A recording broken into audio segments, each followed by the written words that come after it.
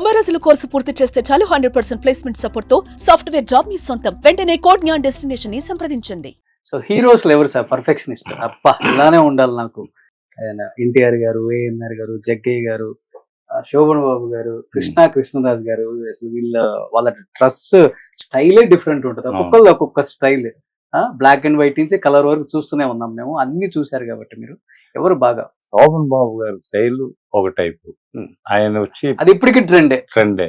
ఆయన స్టైల్ ఎక్కువగా ఓవర్ గా ఉండదు, అది కానీ సింపుల్ ఉండదు. నీట్ టక్ చేసుకున్నారా ఆయన స్టైల్, అది అంత నీట్ గా ఉంటుంది. అదే మీరు కృష్ణ గారికి చూడండి, చాలా కలర్ఫుల్ గా ఉంటాయి. ఆయన సినిమాలో అలాంటి క్యారెక్టర్సే. ఆయన డ్రెస్సింగ్ స్టైల్ అంతే, ఎక్కువగా ఆయన కాపీ కొట్టింది ఎక్కువ.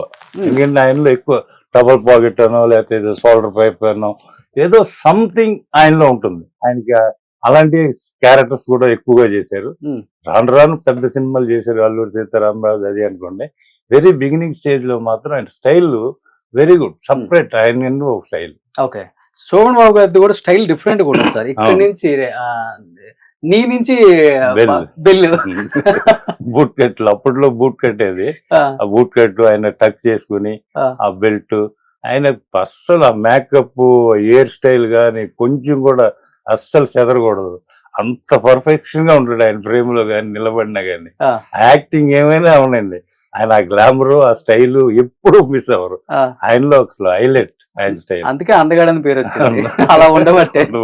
ఆ రింగ్ ఆయన ఇల్లు ఎక్కడేనండి, అక్కడ సిరియార్ రోడ్ దగ్గర ఆ ఇంటి దగ్గర. నేను పొద్దులే లేచి వెళ్ళేవాడిని అప్పుడు, పర్సనల్ అయినప్పుడు. సో హ్యాపీ, ఆయన ఏ రకమైన ఇబ్బంది పెట్టరు, నీట్ గా వేసుకుంటారు, స్టైలిష్ గా వస్తారు, పర్ఫెక్షన్ చూసుకుంటారు. ఆయన స్టైల్. స్క్రీన్ మీద అంత అందంగా ఉంటారు కదా, మరి ఆఫ్ స్క్రీన్ కూడా ఇలాంటి కాస్ట్యూమ్స్ కావాలి నాకు సాయి అని పిలిపించుకొని ఆయన ఆఫ్ స్క్రీన్ లో కూడా నీట్ గా ఉంటారు, టచ్ చేసుకుని ఉంటారా? టచ్ చేస్తారు. ఒకవేళ సపోజ్ ఇంట్లో ఉన్నా కూడా ఆయన స్టైలే వేరు, చాలా neat. Okay, white and white.